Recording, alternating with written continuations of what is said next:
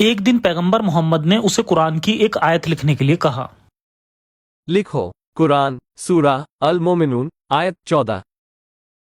پھر ہم نے اس پانی کی بوند کو جمع ہوا خون بنا دیا، پھر جمے ہوئے خون کو گوشت کی بوٹی بنا دیا، پھر گوشت کی بوٹی کو ہڈیاں بنا دیا، پھر ہم نے ان ہڈیوں کو گوشت پہنایا، پھر اسے ایک دوسری صورت بنا دیا۔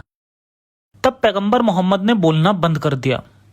ایسا لگتا ہے جیسے کہ اللہ نے اپنا جملہ پورا کر دیا ہو، لیکن تبھی ابن سار نے کہنا شروع کیا، بڑی برکت والا ہے وہ اللہ جو سب سے بہتر بنانے والا ہے۔ لکھو اسے بھی لکھ ڈالو، یہ ایک دم اسی طرح مجھ پر نازل ہوئی۔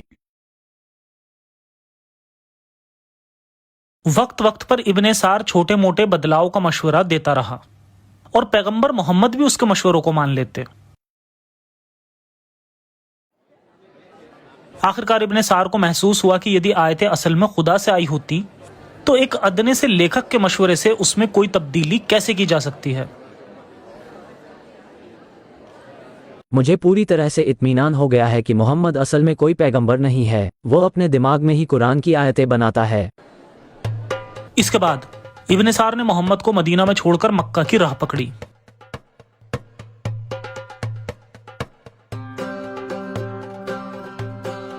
یدی محمد ایک پیغمبر ہو سکتا ہے تو میں بھی اللہ کا پیغمبر ہو سکتا ہوں۔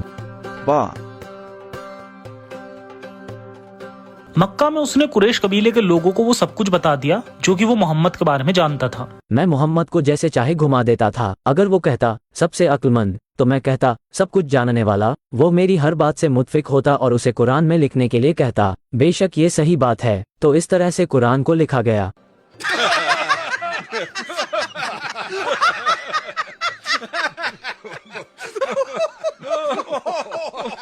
جب پیغمبر محمد نے اس بارے میں سنا تو وہ آگ ببولا ہو اٹھا۔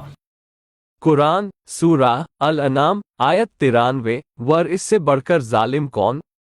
جو اللہ پر جھوٹ باندھے یا کہے میری طرف وحی کی گئی، حالانکہ اس کی طرف کوئی وحی نہیں بھیجی گئی، اور جو کہے میں بھی ابھی ایسا کلام اتار دوں گا جیسا اللہ نے اتارا ہے۔ اور اگر تم دیکھو جب ظالم موت کی سختیوں میں ہوتے ہیں اور فرشتے ہاتھ پھیلاتے ہوئے کہتے ہیں کہ اپنی جانیں نکالو، آج تمہیں ذلت کا عذاب دیا جائے گا اس کے بدلے میں جو تم اللہ پر ناحق باتیں کہتے تھے اور اس کی آیتوں سے مغرور رہتے تھے۔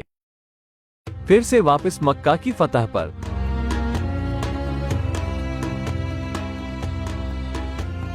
عبد العزیٰ ابن خطال ان 10 لوگوں میں سے تھا جنہیں محمد قتل کروانا چاہتا تھا۔ پہلے وہ اسلام میں کنورٹ ہو گیا تھا اور محمد نے اس کا نام بدل کر عبداللہ یعنی اللہ کا غلام رکھ دیا۔ جب اس نے اسلام چھوڑا تو اس نے واپس اپنا نام بدل کر عبد العزیٰ رکھ لیا یعنی عزیٰ کا غلام، جو کہ قریش قبیلے کی دیوی تھی۔ وہ رہا وہ ابن خطال ہے نا، آؤ اسے قتل کر دیتے ہیں۔ استغفر اللہ، میں گیا۔ آپ جب مسلم آرمی مکہ میں گھسی تو عبد العزیٰ ابن خطال کو معلوم تھا کہ بے شک اب محمد اسے قتل کروا دے گا۔ وہ پناہ کی خاطر کعبہ کی اور بھاگا۔ اللہ کا پیغمبر ہونے کی وجہ سے محمد اللہ کے گھر میں خون خرابہ نہیں کرے گا۔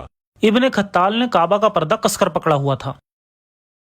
مسلمانوں کو اس کو قتل کرنے میں ہچک ہو رہی تھی۔ ارے ہم اس مقدس جگہ میں اس کو نہیں مار سکتے۔ چلو رسول اللہ سے پوچھتے ہیں کہ کیا کرنا چاہیے۔ اور رسول اللہ ابن خطال نے الکعبہ کا پردہ کس کر پکڑا ہوا ہے، اسے وہیں قتل کر دو۔ کعبہ کا استعمال کبھی بھی ایک باغی کی حفاظت کے لیے نہیں کیا گیا ہے۔ اس کے بعد مومن فوجیوں نے اس کو موت کے گھاٹ اتار دیا۔ سیرہ الحلبیہ جلد 3 پیج 91۔ مسلمانوں کی ٹولی نے ابن خطال کا قتل کر دیا۔ وہ تھے سعد ابن حریث، ابو برزہ، الجبیر، سعد ابن زویب اور زید ابن زید۔ ان سب نے مل کر ابن خطال کو قتل کر دیا۔ ابن سعد طبقات الکبیر جلد 2 پیج 174 میں فرماتا ہے، حقیقت میں اللہ کے رسول نے فتح کے دن اپنے پیروکاروں کو ابن ابی سار، فرطانہ ابن الجبیرہ اور ابن خطال کو قتل کرنے کا حکم دیا۔ ابو برجہ نے آ کر ابن خطال کو الکعبہ کے پردے کو کس کر پکڑے ہوئے دیکھا۔ ابو برجہ نے اس کے پیٹ کو پھاڑ کر رکھ دیا۔ قرآن میں محمد بار بار دہراتا ہے کہ وہ اللہ سے محبت کرتا ہے، اس سے ڈرتا ہے، اور اللہ بھی اس کو سب سے زیادہ محبت کرتا ہے۔ لیکن کیا یہ سچ ہے؟